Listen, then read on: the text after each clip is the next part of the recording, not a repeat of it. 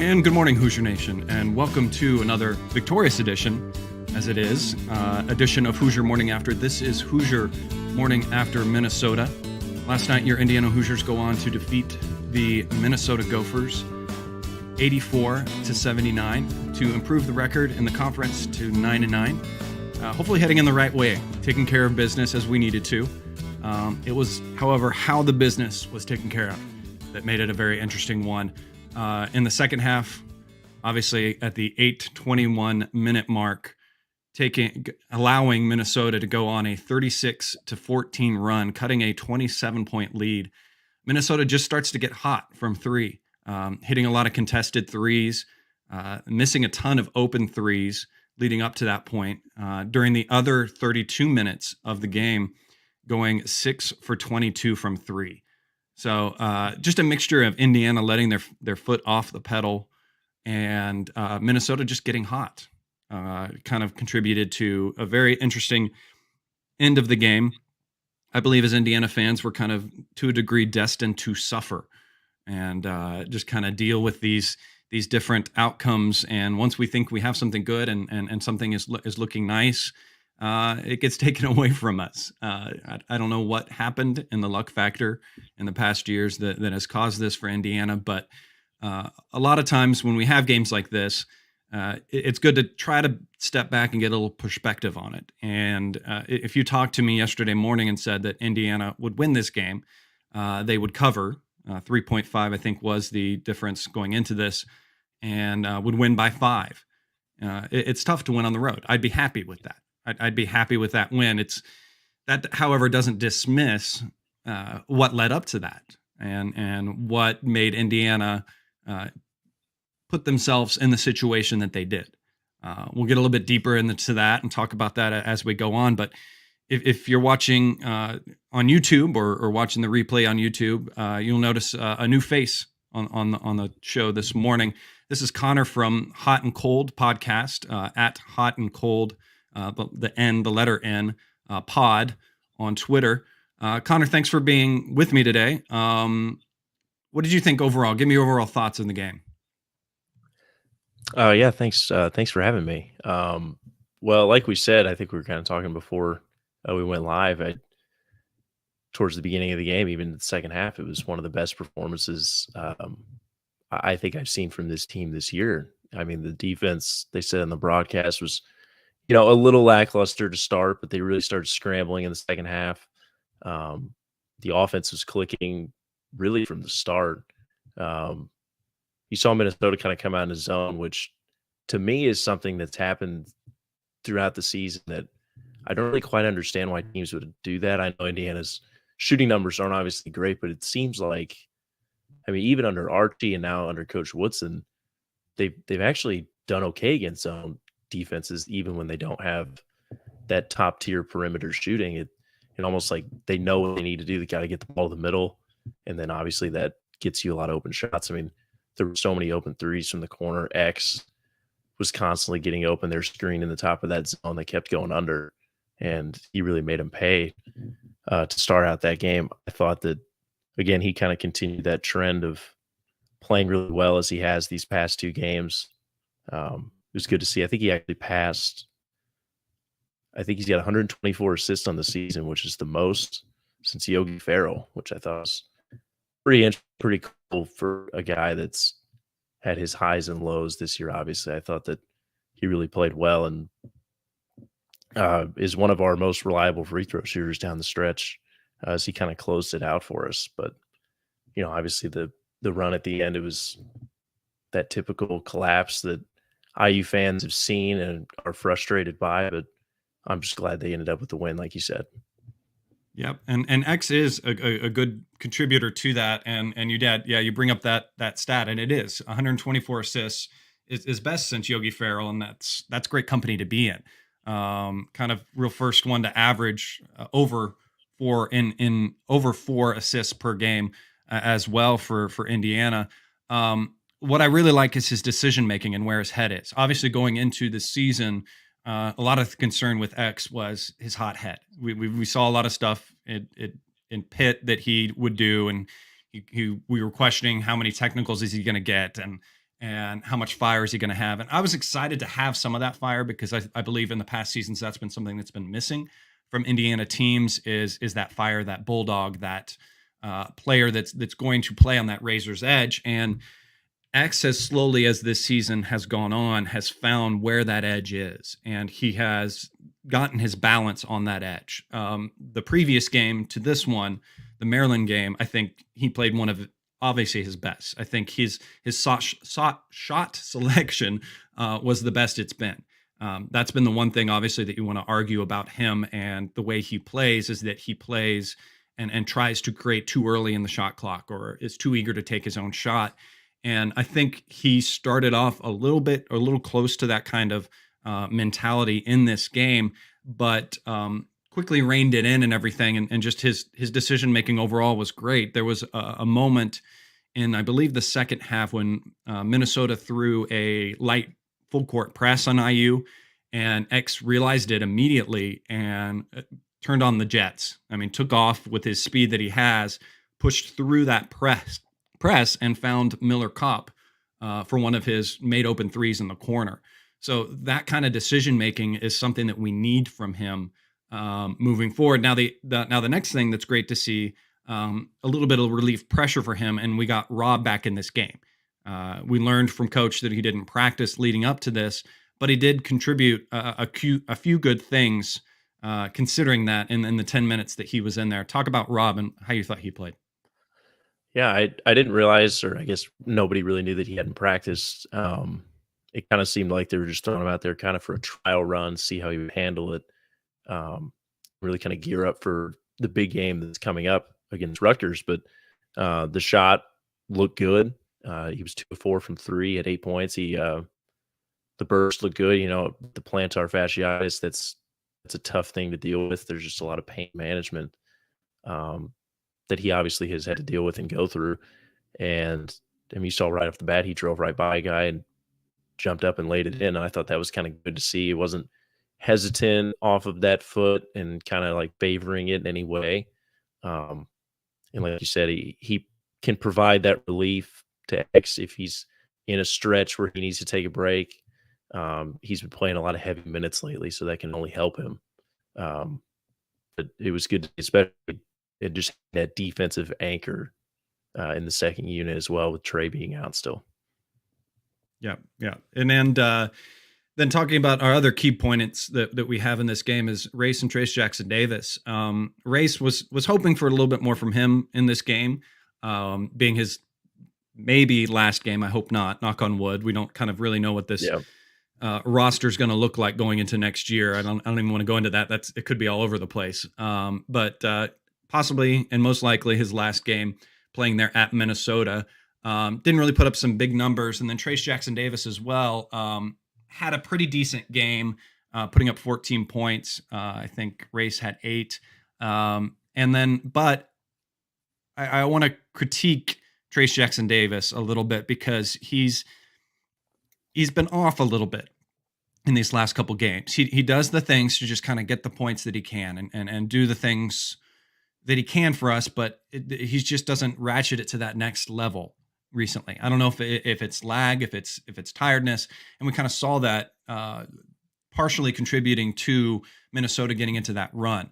In that one play that they had where they got the inbound play and a little bit of screen action, he didn't quite come out hard enough. Him and X weren't kind of communicating right, and which led to a 3-point shot made by Minnesota.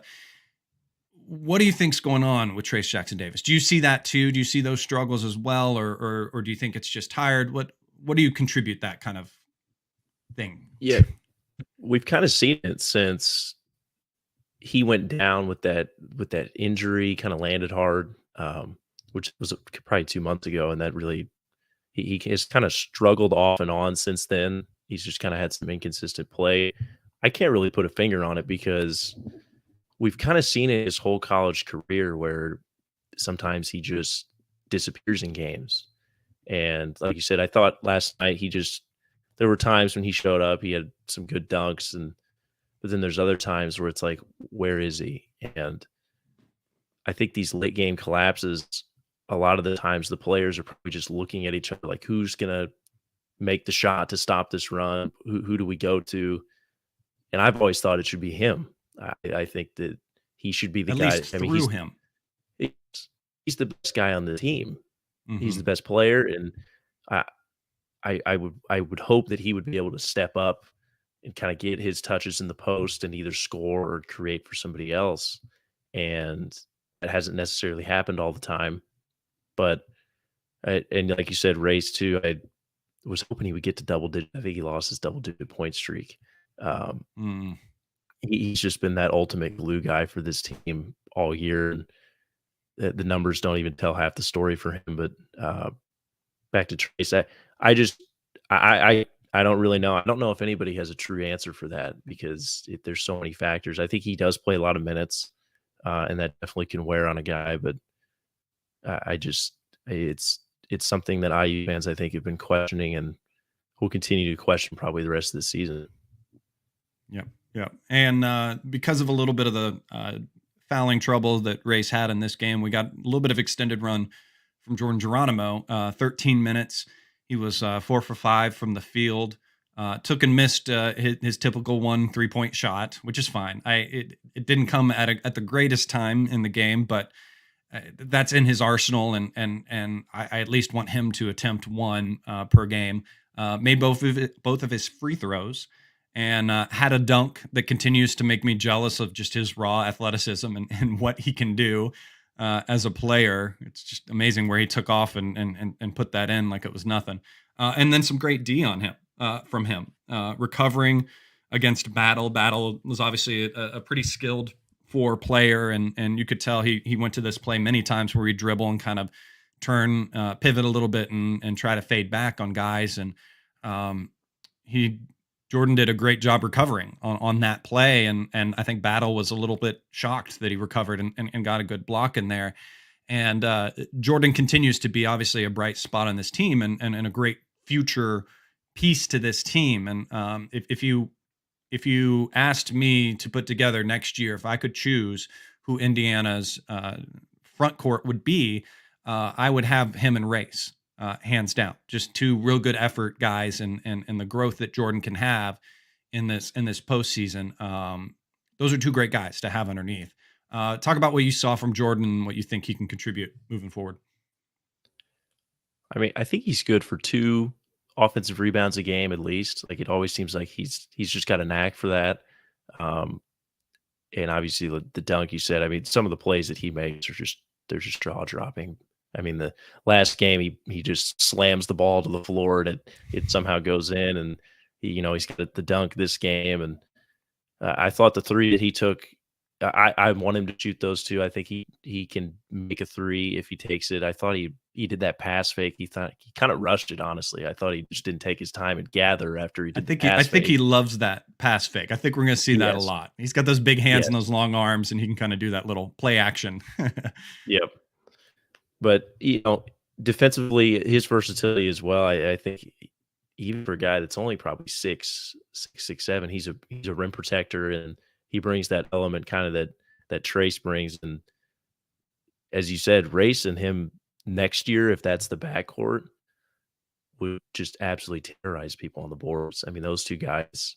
I mean, Geronimo in an extended run I wouldn't even be surprised if he averaged 10 rebounds a game. I mean, you see him play 13, 14 minutes and he gets 8 rebounds, 5 rebounds.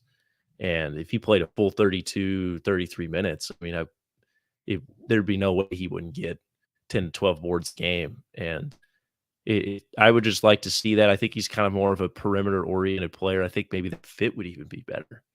Mhm. As far as Race being the typical 5, and Geronimo can kind of space the floor a little bit better for him while slashing at times, and kind of getting that same look that Race and Trace have seen. You've seen both of those guys in the paint. They're great passers to each other. They really set each other up. So that would definitely be something to look forward to. But I think Geronimo could be such a good player. He's still so raw. There's so many things that I think he can improve on in his time here, and I hope that the staff can develop him well. Yeah, and I think one of the best things about him as well with that rawness is that he is aware of his rawness. He's aware Yes. of his shortcomings. He is aware of what he needs to work on and is willing to put in that work. He talked about it after the infamous suspension game that he had to play the three a little bit, and that it showed some shortcomings that he didn't realize were in his game, and that if he gets called to do that something like that again, that he had some things that he knew he needed to work on and get better on to play the three if he was called upon to do that in the future. But just love the way he can gel with guys underneath as well, and it's something that we hadn't seen as much when the conference schedule started, but in some of the non-conference games, there was a couple plays. I think we had 2 games in a row where we have Trace Jackson Davis and Jordan playing underneath with each other, and Jordan was really good at cutting to the hoop when the double was coming on Trace Jackson Davis, and he had some fantastic alley oops from TJD to throw him down there. And Jordan's going to be able to throw down a lot of those, and because he's got great hands. Yep. It's just he has those moments where he's out there where he looks like the lost deer. I don't know if it's to say, but it just looks a little confused. And again, that he's young. He's on the eligibility scale. He's a freshman. He is a sophomore by years in the program, but he is a freshman and has a lot of time moving forward. And that's obviously what's exciting, not only with Jordan Geronimo, but others on the team like Anthony and Trey Galloway. But that's a big hole for us to fall down, and we could go on that for forever. But moving forward on this game, and you maybe have looked and seen this, but I'm curious to see if I can stump you with this question. There's a number that surprised me. Who did you think had the most minutes in this game at 35? Did you know that one? The most minutes. Ooh. Don't look at it. Just your guess of who would have the most minutes. Man, that's tough. The easy answer would be Trace, but he was. It's a shocker one. That's why obviously why I'm asking it. But it was Parker. Parker Stewart had the most minutes in this game. Yeah, it's a shocker one to see that at 35 minutes in this game.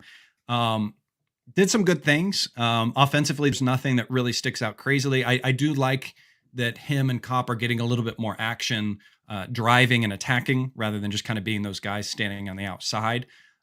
This was a good matchup as far as the defensive end for those two guys.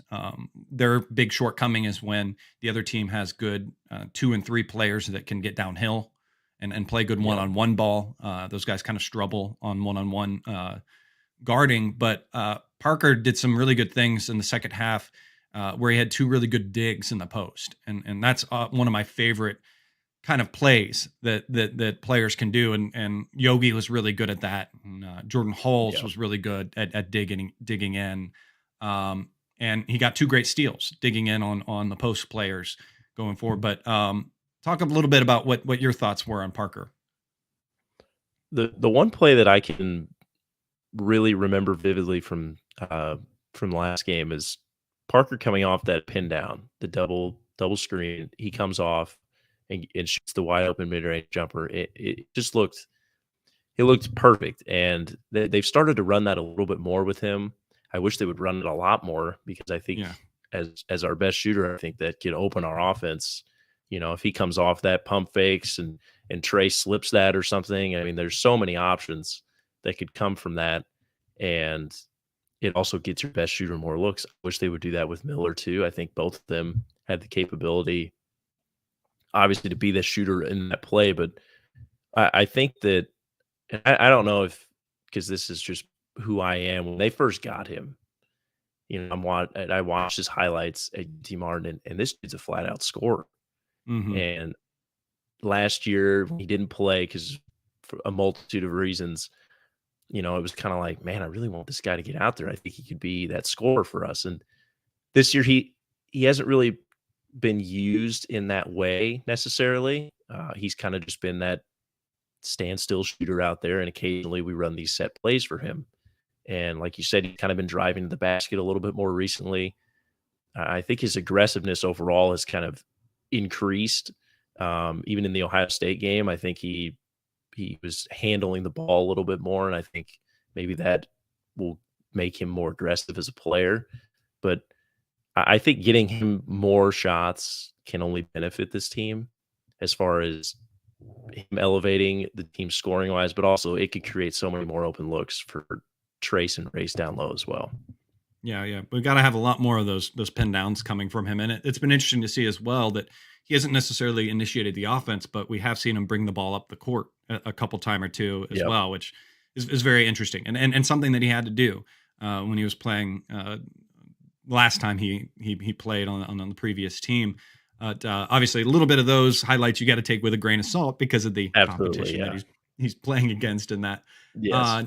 The other kind of big storyline that I want to bring up that was obviously Indiana was going on a bit of a slump, and when Minnesota had that run going on, we were getting close to that 4-minute timeout, and even Robbie Hummel and who's the other gentleman, but the two commentators on this game, and I love Robbie. I gotta say that every time. I want Robbie. I want this commentating squad on every single game if I could choose. And it stings, yes, as IU fans, to say you like an IU player. Right along the same realm of I hate that I have to admit that Painter is a good coach. Robbie Hummel's one of the best. Nothing feels fake. Everything feels honest from him. And he's just very smooth when he's talking about the games. But he was even talking about that during that point. IU, we were still up 10 at that point, but it was weird to see IU Woody not choosing to call the timeout.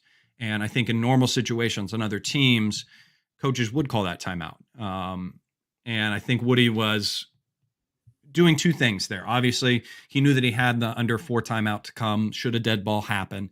But also it shows the NBA side of him trusting his players, and what his theme overall this year has been is trusting the point guards, letting the guys figure things out, letting them run it, find it, get them over the hump, if you want to say. And in that situation, the stress was high, but there was still enough cushion at that point. So I forgive him in that instance. Now we know what happens after that and gets a little bit closer, and then it makes a little bit more concern as to him not calling that timeout there. But what are your thoughts in that kind of segment and in that situation?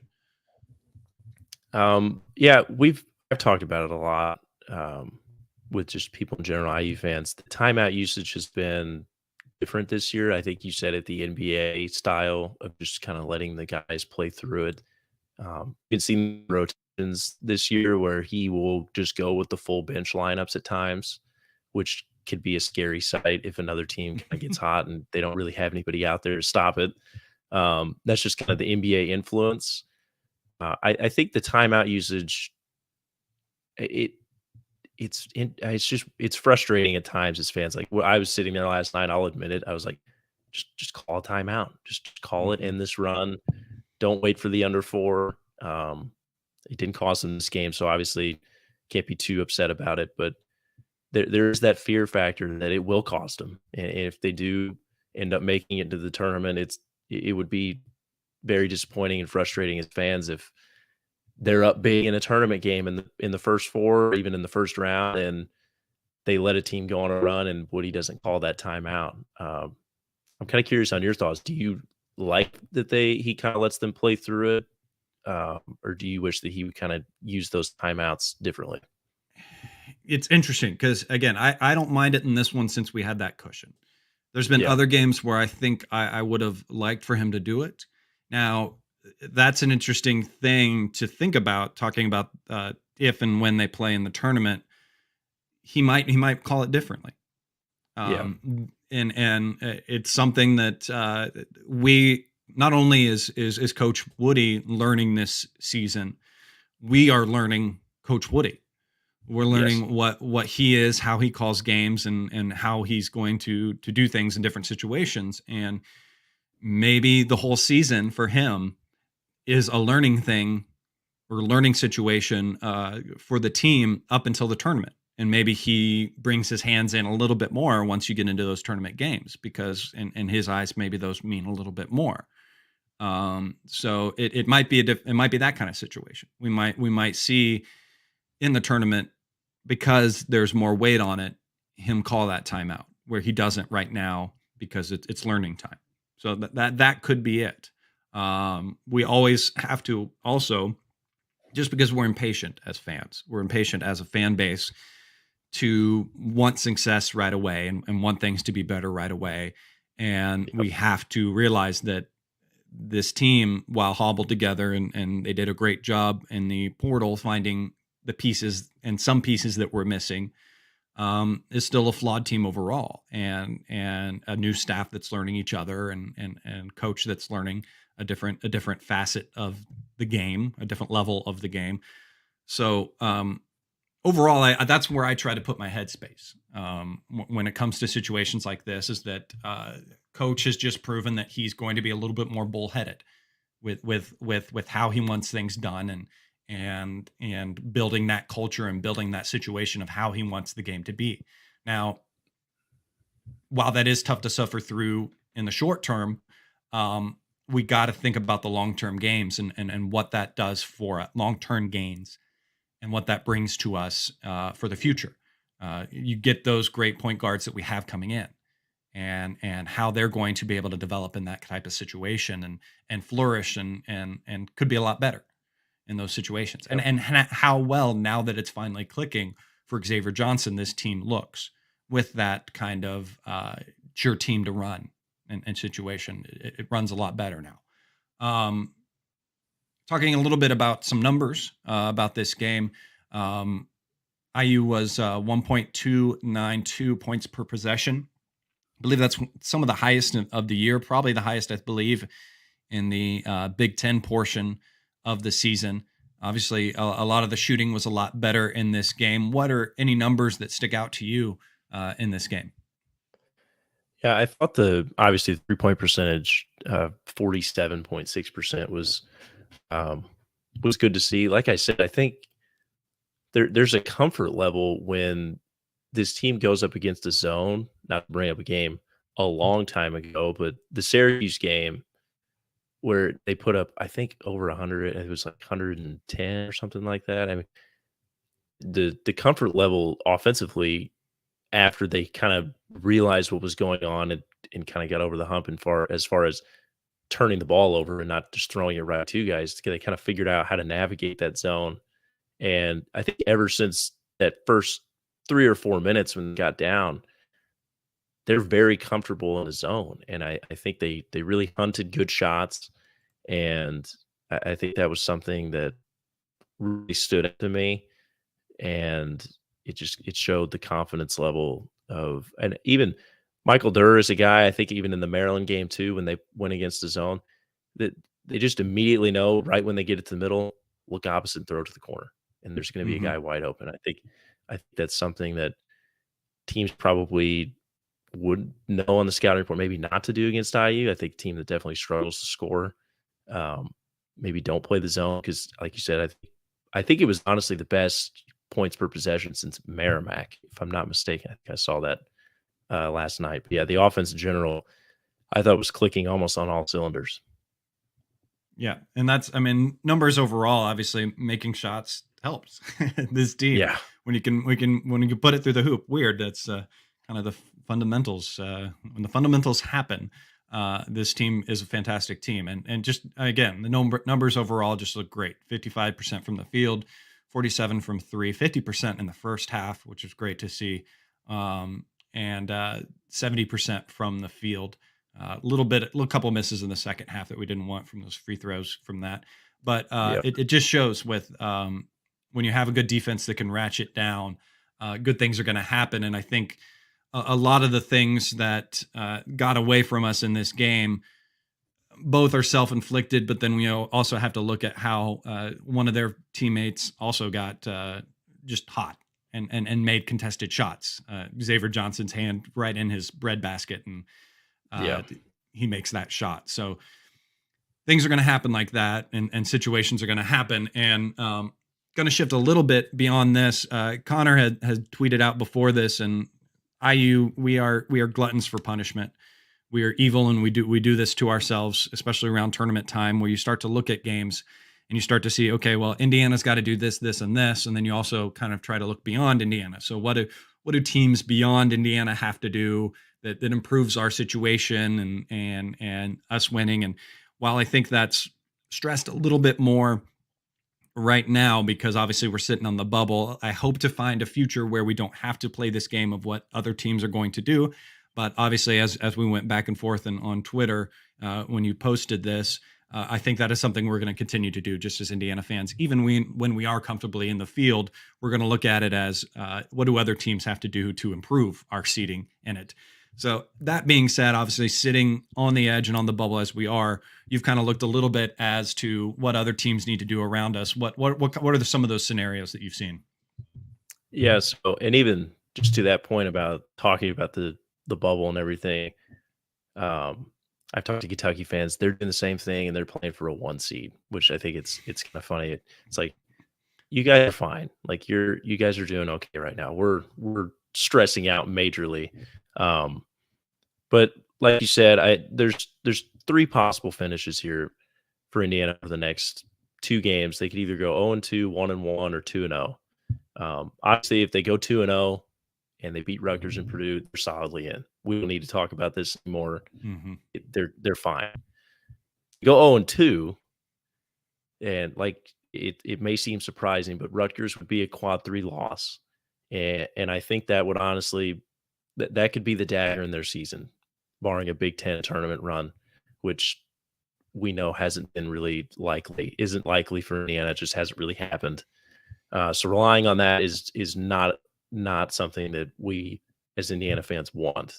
But if they go 1-1, like most people are expecting, hopefully they can win on Wednesday and then just compete against Purdue, and maybe they sneak a win out, maybe they don't. But if they finish 1-1, they'll probably finish in that 8-9 spot in the Big Ten. And from the way it would probably shake out, they play Michigan, maybe Rutgers, depending on how the standings finishes out. They'd probably still be on the bubble. I don't know if they would need another win in the Big Ten tournament to kind of cement their spot, but I think even then you could look into further scenarios about who's getting the 1 seed in the Big Ten tournament. If Wisconsin gets it, I think that would be ideal for Indiana fans if they're in that 8-9 spot, and then you get to play Wisconsin a 3rd time. Mm-hmm. It's really hard to beat a team 3 times. And I think Indiana would have a sense of, we can beat this team. We should have beaten them probably twice this year already. I think that would be a good scenario for them to maybe even win that 2nd game in the Big Ten tournament. But like you said, some of the old teams, 2 of them from the Big Ten, Michigan, which they have a high loss total, and they have a pretty tough stretch coming down into the Big Ten tournament. They've got Michigan State, Iowa, and Ohio State. It's very possible they lose all 3 of those. And I think even if they lose 2 of 3, I would think Indiana would be in a good spot with them. I think Indiana would probably pass them. Rutgers, obviously they play here. I think that's, again, everybody's kind of labeled that in as the game. If you win, you're in with those 2 teams. I think Rutgers losing at Indiana would probably, again, kind of kill their tournament chances unless they make a Big Ten tournament run. They have Penn State as well at home after the Indiana game, which that's a quad 3 game. Won't do much for their resume as far as boosting it. Could only hurt them at that point. Kind of going to a different conference. Memphis, they had a big win yesterday. They're kind of a scary team.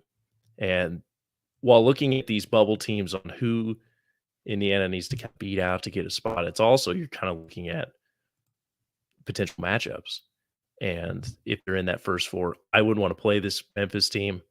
Ever since Bonnie Bates has kind of left the team for weird reasons, weird scenarios, they've gotten really hot, and they've kind of figured out how they want to play.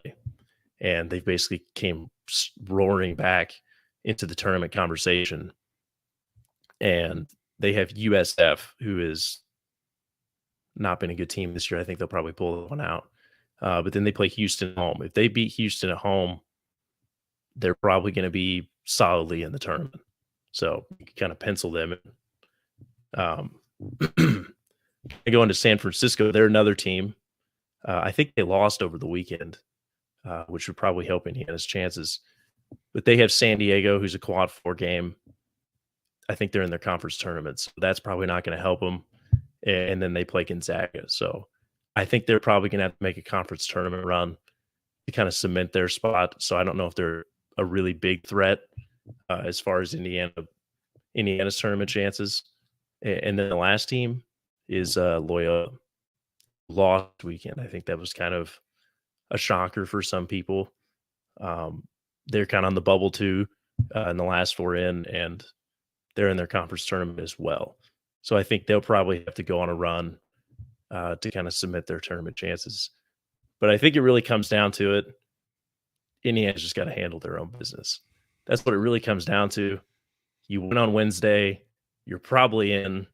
We're still a little nervous as fans, but they just got to handle their own business and kind of block out this noise. Let us fans kind of look at this, but they just need to go win on Wednesday. And I think they are. I think they've been in a good headspace. They've got the right coaching staff around them to keep their heads on the right way. And Dane Fife, I know, helps them a lot with that. And Coach Ya and Kenya are really good at focusing the guys and everything and blocking the noise where that is. But obviously, it's going to always be in the back of their head. I mean, X even mentioned recently that he pays attention to a lot of that stuff and uses it as fuel. And we do look forward to the day that we don't have to play these games. But this is the situation we're in. And so this is the bed we've made and what we have. But I do like to say beyond what we have seen in February and how we have seen IU fall and the bottom of where they've been, I do like our headspace and where we are currently. We are on the up. Guys are playing a lot better than they have been.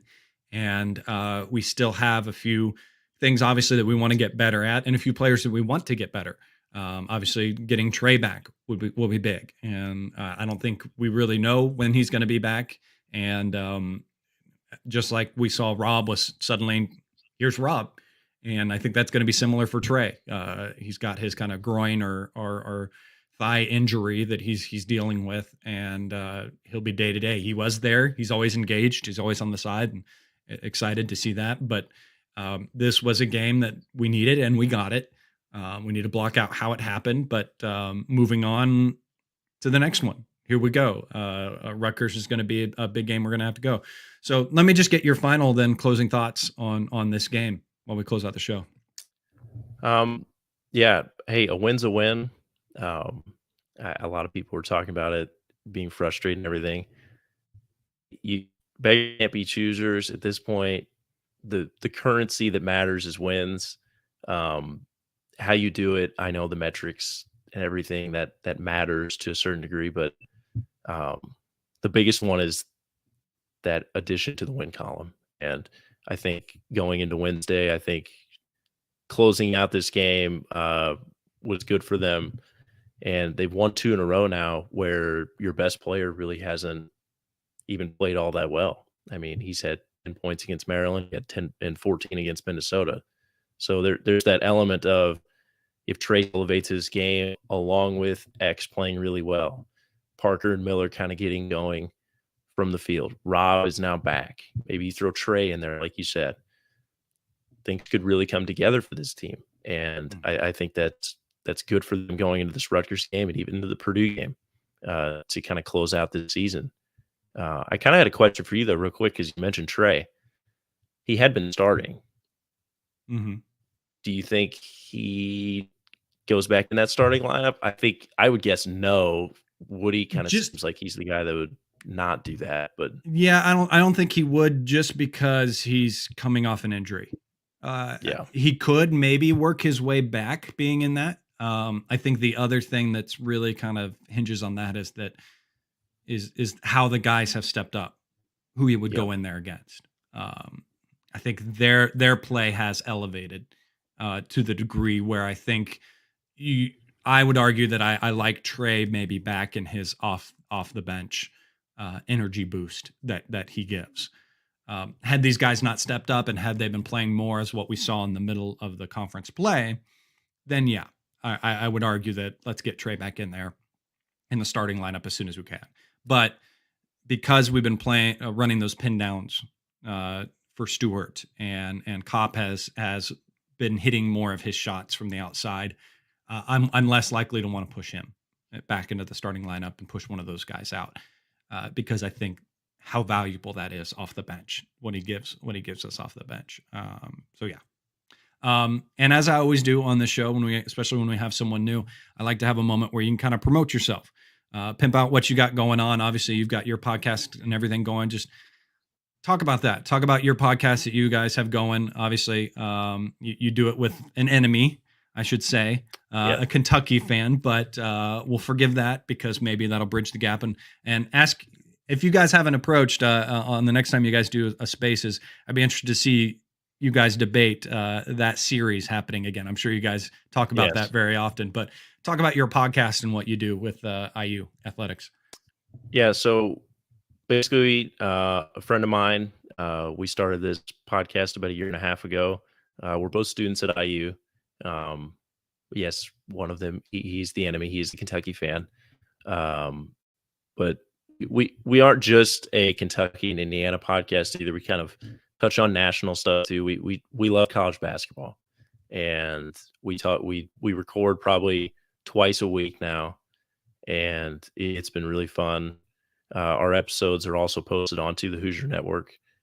We've gotten pretty close with Griffin Gonzalez over there, and he's allowed us to kind of promote our stuff through their platform as well.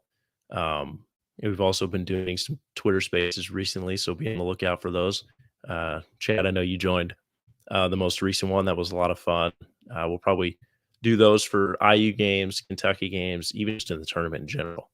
It's at that time where college basketball, as John Rothstein says, we sleep in May, and it's to the point where everything is there's no stopping all these games. So just be on the lookout for that. And thanks for having me. It's a lot of fun. Yeah, thanks for being on. You can find him on Twitter at Hot and Cold Pod. That's HOT, the letter N, Cold POD. Find that, follow that. Those spaces will come up and everything. It's always fun to just pop in and listen to those and check out what's going on. So that's going to do it, guys, on this edition of Hoosier Morning After. Thanks for tuning in, guys. Thanks for being here. Indiana will be back in action again on Wednesday against Rutgers. A very important game. Students, everyone that's there in Bloomington listening, please get out to this game. It's a big one for them. They need the energy. They need that things going. Rutgers is a tough team and could get things going on us. Special thanks, as always, to Bob Thompson for producing the music you hear on the show. Remember to like and subscribe to the YouTube channel and follow me on Twitter at General Chadwick. There you can find out information about the show, when I'm going to go live, and even ask questions that maybe I'll bring up on the show and everything.